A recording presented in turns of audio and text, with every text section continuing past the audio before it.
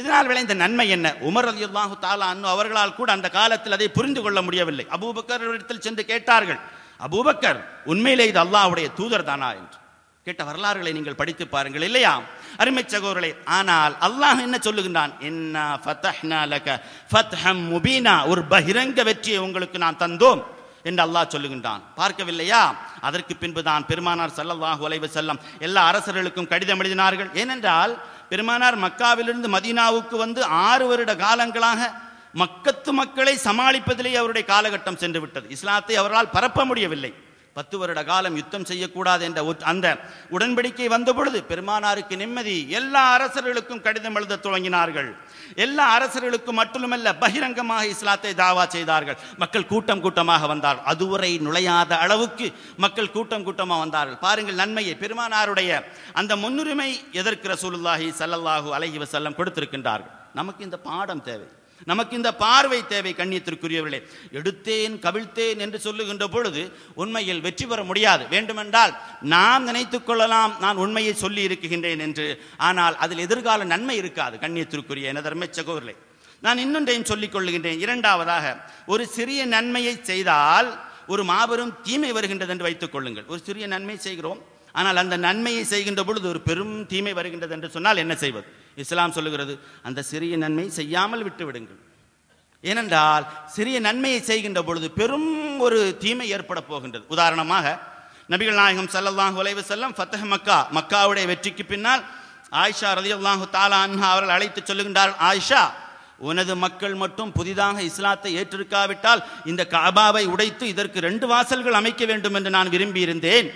ஒன்று செல்வதற்கு, ஒன்று உள்ளே செல்வதற்கு, இன்னொன்று வெளியேறுவதற்கு என்று. ஆனால் காலங்காலமாக கஅபாவுக்கு 1 வாசல் தானே இருக்கிறது. நான் புதிதாக 2 வாசல்களை அமைத்தால் புதிதாக இஸ்லாத்தை ஏற்றுக்கொண்டவர்கள் இஸ்லாத்தை விட்டு வெளியேறிடுவார்கள் என்று நான் பயப்படுகிறேன். எனவே அதை நான் செய்யாமல் விடுகின்றேன் என்று சொன்னார்கள். புரிகிறதா? கஅபாவுக்கு 2 வாசல் அமைப்பது சாதாரணமான விஷயம். ஆனால் அதை செய்தால் என்ன நடக்கும்? என்ன நடக்கும்? இஸ்லாத்தை விட்டு மக்கள் தூரமாக சென்று விடுவார்கள். எங்கள் ஊரில் நடக்குகின்ற ஒரு பிரச்சனையை நான் இங்கே சொல்லுகிறேன். கண்ணியத்திற்குரியவர்களே, மக்ரிப் தொழுகைக்கு பின்னால் அங்கிருக்கின்ற பெண்கள் எல்லாம் யாசீன் ஓதுவார்கள் அல்லது வேறு எதையோ ஓதிக்கொண்டிருப்பார்கள். இது ஓதக்கூடாது, இதுவெல்லாம் பித்அத், இது தவறான செயல்கள் என்று நாம் சொன்னோம். நல்ல விஷயம்தான். ஆனால் நடந்தது என்ன? அது கூடாது என்று நாம் சொன்னோம். we didn't give them alternative.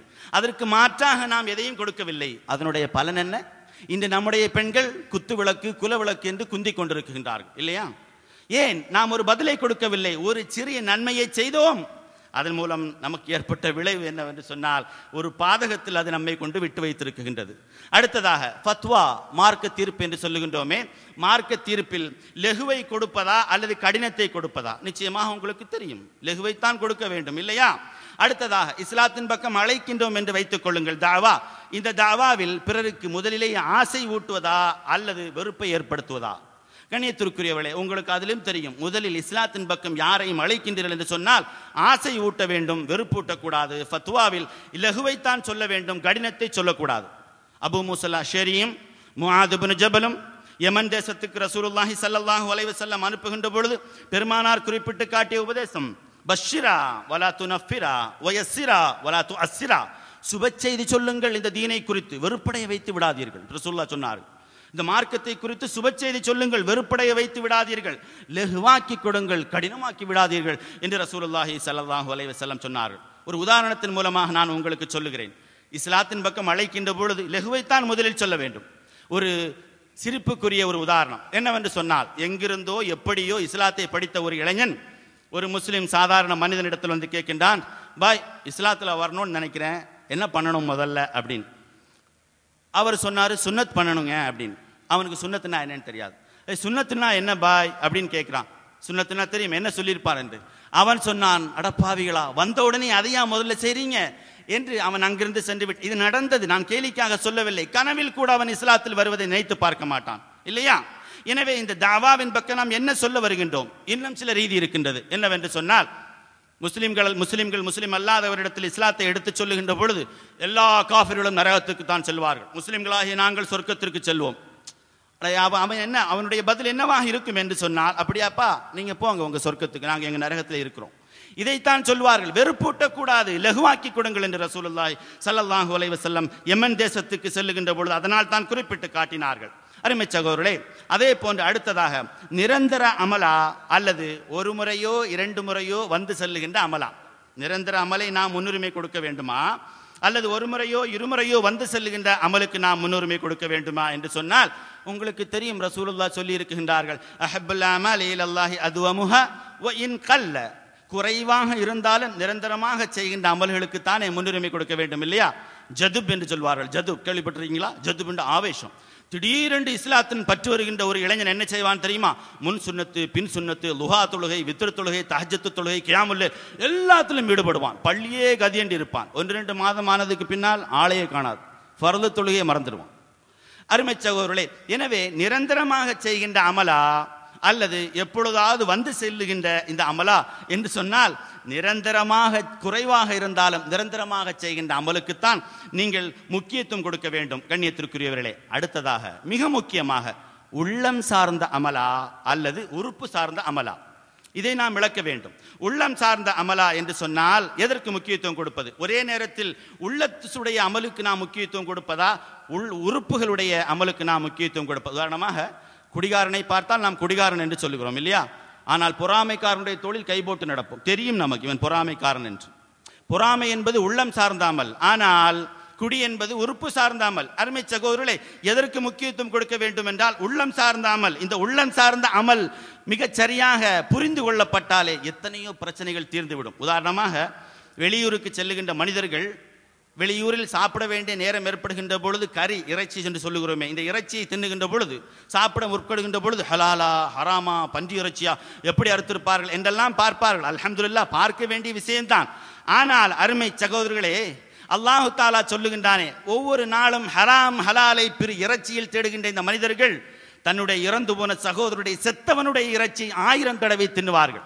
அயுஹிப்பு அஹதுக்கும் an யாக்குல லஹ்ம அஹீஹி மைத்தன் ஃபகரிஹ்துமு, பிறரை குறித்து பேசிக்கொண்டே இருப்பார்கள். ஹராம் ஹலாலை சாப்பிடுகின்ற இறைச்சியுடைய விஷயத்தில் பார்க்கின்றவர்கள் இந்த விஷயத்தை குறித்து யோசித்து பார்க்க மாட்டார்கள். பிறரை குறித்து புறம் பேசுவது, பிறரை குறித்து கோள் சொல்வது, செத்த சகோதரனுடைய இறைச்சியை சாப்பிடுவது என்று அல்லாஹ் சொல்லி காட்டவில்லையா? நம்முடைய சொந்த சகோதரன் இறந்து விட்டான் என்று வைத்துக் கொள்ளுங்கள், அவனை மண்ணறையில் அடக்கி வைத்து விட்டார்கள். எல்லோரும் சென்றதற்கு பின்னால் இரவில் சென்று கபரை தோண்டி மனிதனுடைய கையையோ காலையோ எடுத்து சாப்பிடுவோமா நாம்? கரிஷ்துமோ அல்லாஹ் சொல்லுகிறார், கரிஷ்துமோ, நீங்கள் வெறுப்பீர்கள். உள்ளம் சார்ந்த செயல் அது, அதற்கு நீங்கள் முக்கியத்துவம் கொடுங்கள் என்று இஸ்லாம் சொல்லித் தருகிறது. அருமை சகோதரர்களே, பெரும் பிரச்சனையா சின்ன சின்ன பிரச்சனையா? அடுத்ததாக இஸ்லாம் சொல்லுகிறது, பெரும் பிரச்சனைகளுக்குத்தான் நீங்கள் முக்கியத்துவம் கொடுக்க வேண்டும், சின்ன சின்ன பிரச்சனைகளை பின்தள்ளி வையுங்கள், அதற்கு முன்னுரிமை கொடுக்காதீர்கள் என்று சொல்லுகிறது.